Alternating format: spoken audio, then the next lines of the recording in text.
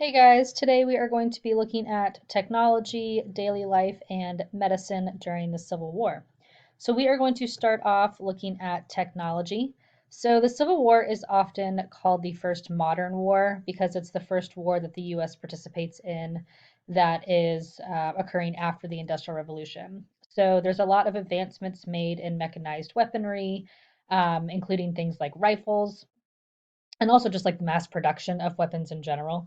But for the rifles, these are going to be new types of guns that spiral a bullet as it's coming out of the barrel. If you kind of think of like a football being thrown, the better the spiral on the football, the greater range and accuracy that throw has. The same thing with the rifle, as it's spiraling the bullet, then the bullet has greater range and accuracy. There's also a new type of bullet. It's called the mini ball. This is a bullet that will basically, it's right here, it will explode when it hits its target. And so it was incredibly destructive when it hit the human body. It would explode bone and muscle and flesh. And we'll talk a little bit more about the effects of that when we get to the medicine. Because these new types of weapons are more accurate and they have further range, you can, hit someone from further away. We actually see the beginning of trench warfare in the Civil War, where basically people have to dig deep trenches in the ground to hide and shield themselves from attacks that they can't see because the person who's shooting the gun could be so far away. So a lot of times people associate trench warfare more with World War One. However, we kind of see the beginning of it in the Civil War. There's also some advancements made in naval ships, specifically ironclad ships. These are going to be naval vessels that are covered in iron instead of just being wood. The two most famous are the Monitor and the Merrimack. So the Monitor was on the Union side, the Merrimack was the Confederate ironclad ship. But basically, they could withstand cannon fire, whereas a wooden ship couldn't, right? It would be destroyed, it would catch on fire really easily. But these ironclad ships are going to be pretty resistant to attacks, and both vessels survived the Civil War. And then lastly, you don't really think about these being kind of weapons, but they definitely were used during the Civil War, are going to be the railroad and the telegraph. So we now, when the Civil War occurs, have a pretty extensive railroad system in the United States, especially in the North, some in the South. And the road is definitely utilized to move people and goods around. The Union Army was known for going throughout the South and dismantling railroads or breaking railroads, basically making it harder for the Confederacy to move people and goods around. The telegraph, too. Um, in the 1860s, the U.S. had expanded their telegraph wires across a lot of the East Coast. And so this is going to allow for people to communicate instantly with each other. Like Lincoln is going to use the telegraph extensively to communicate instantly with his generals and other officers that are in the field in the South so that he can quickly plan different types of maneuvers and strategies and things like that using that communication. And then again, it was very common for the Union Army to go around the South and to cut telegraph wires so that the Confederacy couldn't use them, and vice versa. The Confederacy would cut telegraph wires they know the Union was using as well. All right, so let's look at daily life a little bit. So a lot of times people think that soldiers, really in any war, are just spending the majority of their time constantly fighting.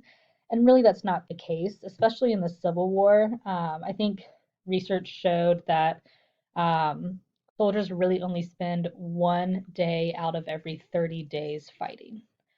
So there's a lot of time that these soldiers kind of had to fill between the various battles and things they were involved in. So most of the time when people weren't fighting, they were mostly spending it on training, so preparing to fight or drilling, things like that, or on entertainment, just finding ways to entertain themselves through song or through games or through writing in journals or writing letters. Those were really popular. There were like theater troops at Civil War camps, Bible studies. I mean, all sorts of ways that people could kind of find to, pass the time. In these Civil War camps, and think of a Civil War camp as basically being like a group of troops that moves every so often, and they set up tents and stuff at these camps while they're waiting to move. Well, they have really poor diet and really bad hygiene, so they aren't really eating great food, especially for the Southern soldiers because they don't have great access to food anyway after the blockade is put up because of the Anaconda Plan. Um, and also, they're just not like washing their clothes and bathing very often. I mean, hygiene wasn't like a huge priority anyway in the 1860s. And so now, pair that with you are camping out all the time.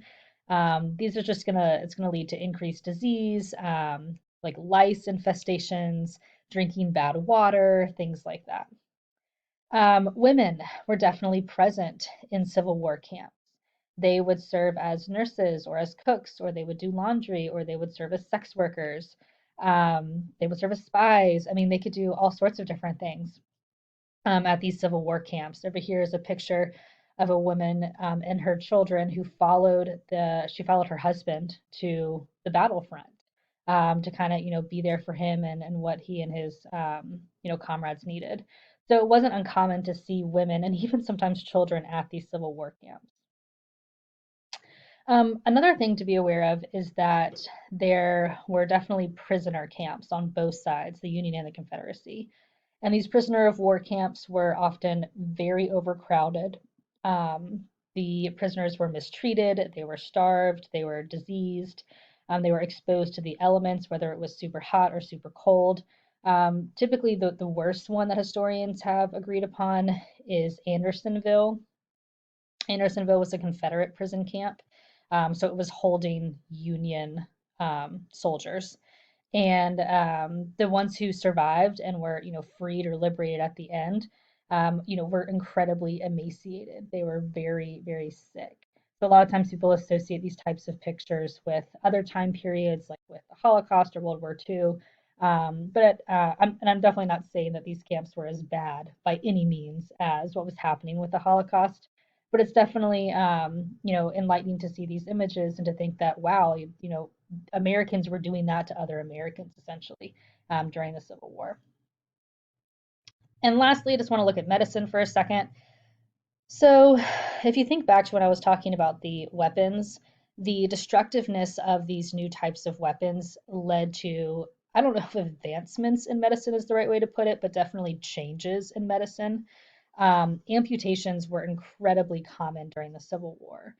And it wasn't really because the doctors didn't know what they were doing. The doctors had like fairly good training to know how to repair muscle or bone when it was damaged. The problem, though, is that these doctors are just overloaded with patients. There are men going into these makeshift hospitals on the battlefield, just one after the other with these terrible, terrible injuries. And the doctors just don't have any time really to put these guys back together.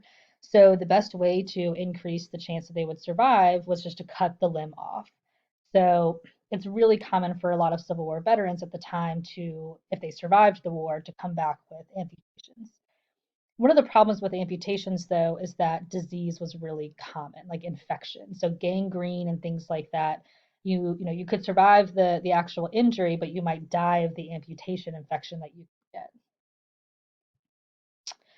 The Union tried to limit some of the possibilities for infection by creating the U.S. Sanitary Commission. It basically was trying to improve sanitation in Civil War camps, also in hospitals, and also just to train nurses who were typically women, on how to do basic medical procedures so that there would be just more people in these hospitals to help soldiers.